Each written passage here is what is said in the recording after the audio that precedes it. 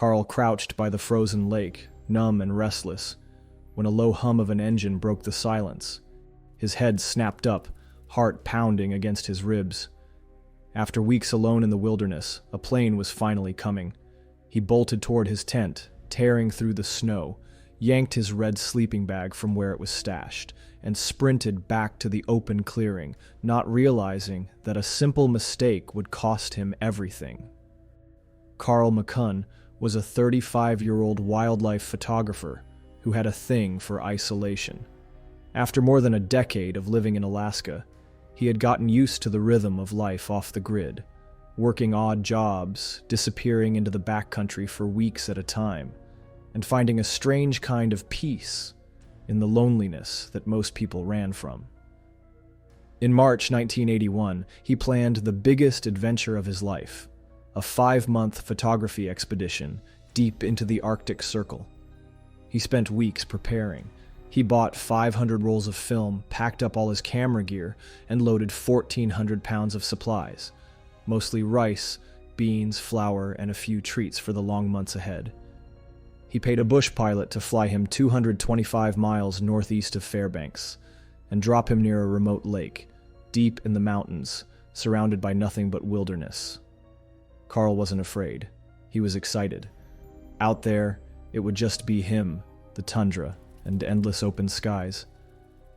He pictured mornings with the sun rising over the frozen hills, afternoons spent hiking through untouched valleys, nights by the campfire, flipping through books and writing in his journal. He marked his departure date carefully, penciling it onto a small paper calendar he carried in his bag. He rationed his food. He plotted out a plan for each week, where he would explore, what he would photograph, how he would survive. Carl believed he had thought of everything. He believed he was ready for anything. But in a place like that, even the smallest oversight can become deadly, and Carl had already made his first mistake. He just didn't know it yet. For the next 5 months, Carl lived the trip he had always dreamed about. Most mornings, he woke to the crisp bite of the Alaskan air, his breath rising in thin clouds as he crawled out of his tent. The lake stretched out before him like a sheet of glass, untouched and perfect. Carl spent his days wandering through the hills, with his camera slung around his neck, capturing the raw beauty of the tundra, the deep blues of the sky, the endless fields of snow, the tracks of animals weaving through the trees. When he wasn't exploring, he sat by the water's edge, flipping through the stack of books he had brought with him, or scribbling in his journal about everything he had seen. He cooked over an open fire, living mostly off the rice and beans he had packed, but he quickly learned to stretch his supplies. He set traps for rabbits and strung nets across the shallows to catch fish, adding fresh meat to his meals whenever he could. The days blended together quietly, marked only by the steady rhythms of survival and the slow changes in the landscape. August came quickly, and Carl's departure date finally arrived.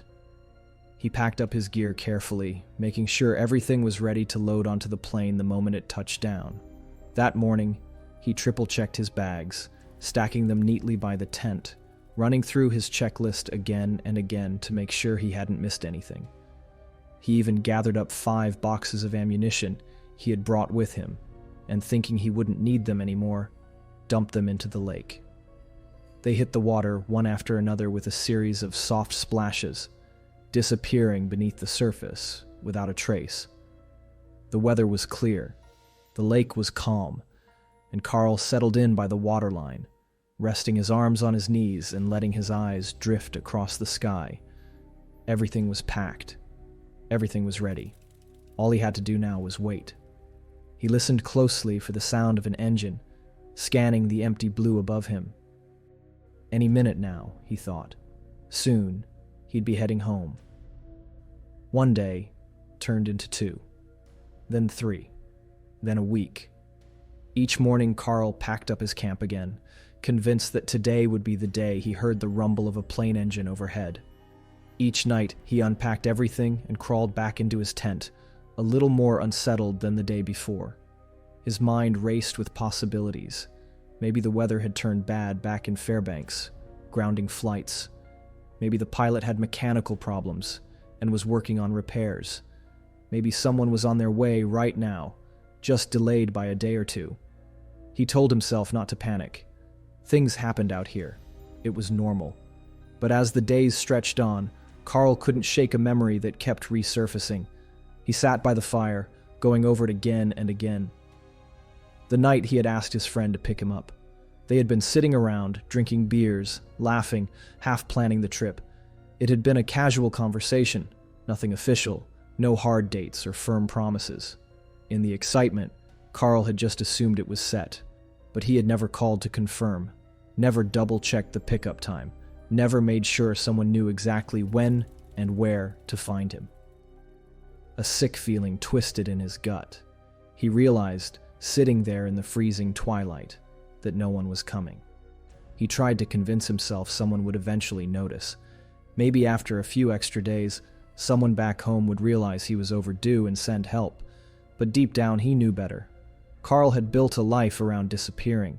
Friends and family were used to him vanishing into the wilderness without contact for weeks, even months. That was who he was. He remembered the anger he had felt a few years earlier, when his father reported him missing after a solo trip ran late. Carl had been furious. He told his father he didn't need rescuing, that if he was late, it didn't mean anything was wrong. He made it clear he wanted to be left alone when he was off-grid. Now, sitting alone by the frozen lake, he saw the trap he had built for himself.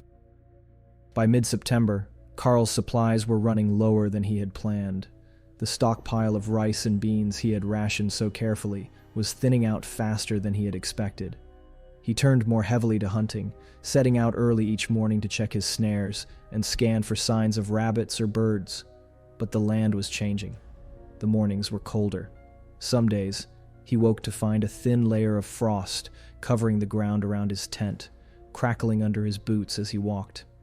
The leaves had already dropped from most of the trees, leaving the hills bare and gray. The animals were harder to find. Tracks became scarce. The rabbits he once saw darting between the bushes had moved on or burrowed deep to survive the coming cold. The surface of the lake froze over completely, a thick, hard shell of ice that killed off his last reliable source of food. He tried chopping through the ice to fish, but it froze over faster than he could work. Carl noted the change in his journal, his once detailed entries growing shorter and bleaker with each passing day. Hard frost this morning, he scribbled in early September. Checked traps, empty again. Later, snowed last night, little game, rations low, feeling weaker. By the end of the month, getting harder to keep fire going. No rabbits seen for 3 days. Each entry was like a slow drip of panic, leaking into the pages. He wrote less about the land and the wildlife, and more about food, about firewood, about time. The days grew shorter. The sun barely lifted over the horizon before dipping back down again, casting long shadows over the frozen landscape. He wrapped himself in every layer of clothing he had, huddling by the fire for hours just to stave off the numbness creeping into his hands and feet. The hope he had clung to after that first missed pickup day was beginning to crack. With every empty trap, every day of howling wind and falling snow, it became harder to ignore the truth settling in around him like the deepening cold. Then, one day in late September, a sound broke across the frozen hills. Carl was checking his rabbit snares when he heard it, the steady hum of an engine in the distance. He froze, heart hammering in his chest. It was a plane, and it was getting closer. He dropped the snare he was inspecting and ran for his tent, boots sliding across the hard ground. He grabbed the red sleeping bag he had kept ready for this moment, yanked it out, and sprinted into the open clearing by the lake. He waved the sleeping bag high over his head, jumping up and down and shouting to get their attention. The plane came low, flying directly over his camp. Carl could see it clearly now, and he was sure the pilot had spotted him. The plane circled once, then again. Carl waved harder, his arms burning with the effort, overcome with relief. He raised one fist high into the air, pumping it toward the sky in celebration. The plane banked to the left, tilting slightly as it pulled away from the lake. Carl watched as it climbed higher, the engine growing quieter with every second. It rose steadily, angling upward into the pale afternoon sky, moving farther and farther from the clearing. He kept his eyes locked on it, standing motionless with the sleeping bag clutched tightly in his hands, waiting for it to turn back, but it didn't. The plane kept climbing, its shape getting smaller against the endless stretch of sky, until it finally disappeared over the distant hills and was gone. That night, Carl couldn't sleep. He lay in his tent staring into the darkness, replaying the scene over and over again. The moment he saw the plane, the rush of relief, the shouting and waving, his celebrating, and then the sudden confusion as the plane turned and flew away. He kept trying to make sense of it. Maybe the pilot had gone to get help. Maybe they were sending someone back on the ground. But no matter how he turned it over in his mind, something didn't add up. The next day passed slowly, then another. The excitement he had felt drained away, replaced by a heavy, gnawing sense of dread. Carl tried to keep busy, but the weather had turned colder and rougher, keeping him pinned close to camp. He had already read every book he brought with him 2 or 3 times, and his journal entries grew shorter and more repetitive, filled with brief notes about the cold and the emptiness of each day. With nothing left to occupy his time and no real distractions, the fear and frustration started to weigh heavier on him. In sheer desperation, Carl rifled through the few belongings he had left, looking for anything, something he hadn't already memorized. At the bottom of his pack, he found his hunting license. He unfolded it without much thought, running his fingers over the worn paper. On the back was a printed guide for emergency distress signals. Basic information he had never paid much attention to before. And that's when he saw it. There, listed in simple block letters, was the universal signal for "all okay, do not wait." One fist raised straight into the air. Carl stared at the page, the flickering fire beside him forgotten. His body went cold, a different kind of cold than the wind and snow outside. He pictured himself standing in the clearing, clutching the sleeping bag in his arms, raising his fist into the air in celebration. In his excitement that help had finally arrived, he had made the signal that told the pilot he was fine and did not need rescuing. The pilot had seen the signal, understood it for what it meant, and left him there. And he wasn't coming back. After that, things got bad. Winter hit hard. Heavy snowstorms rolled over the lake, burying Carl's campsite under drifts that reached past his knees. The temperature dropped so low that even inside his tent, the air froze in his lungs. The lake, once a source of food, disappeared under a thick sheet of ice. His supplies, carefully rationed for months, were nearly gone. Carl turned to eating tree bark, stripping it from frozen branches and chewing the fibrous pulp just to put something in his stomach.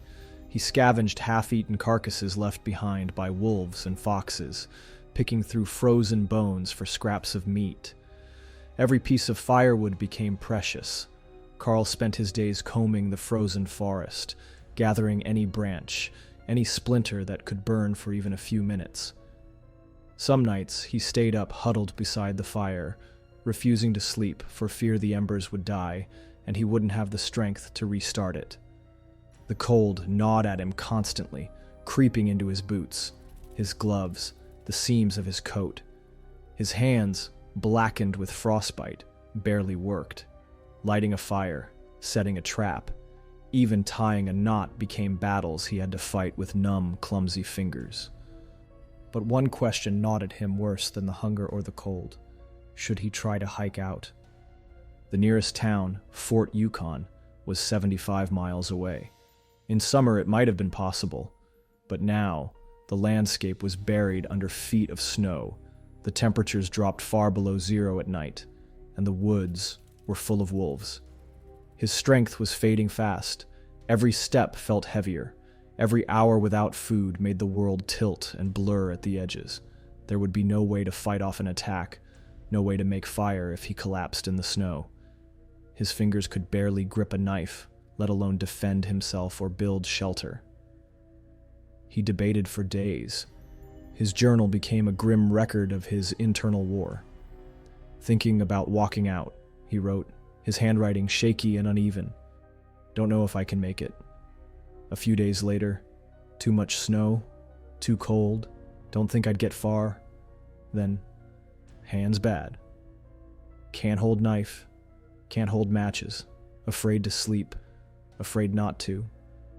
Every plan ended the same way, alone, freezing, somewhere deep in the woods, never making it to help. The idea of staying seemed just as impossible. But every time he thought about stepping out into that endless white wasteland, the terror locked him in place. By November, Carl's diary entries took a dark turn. The days were almost fully dark by then, and the cold never let up. He stopped writing about food or the weather and began writing about death. He wrote about how weak he had become, how hard it was just to sit up, how every movement felt like dragging weights behind him. He mentioned praying to God, asking for strength, asking for rescue, asking for something, anything, to end the waiting. He wrote that he didn't want to die like this, alone and freezing, but he couldn't see any other way. The cold was everywhere. His body had stopped shivering. His hands were so badly frostbitten that he could barely grip his pen. He wrote slowly, carefully, words slanting sideways on the page. His final entry read, "Am burning the last of my emergency Coleman light, and just fed the fire the last of my split wood. When the ashes cool, I'll be cooling along with them. They say it doesn't hurt." After writing those words, Carl put the notebook aside, crawled into his sleeping bag, and used his last bullet to end his life. Months later, in February 1982, state troopers finally made it to Carl's campsite. They found his tent half buried in snow, the fabric stiff and torn from the winter winds. Inside, they found Carl's frozen body, still bundled inside his sleeping bag.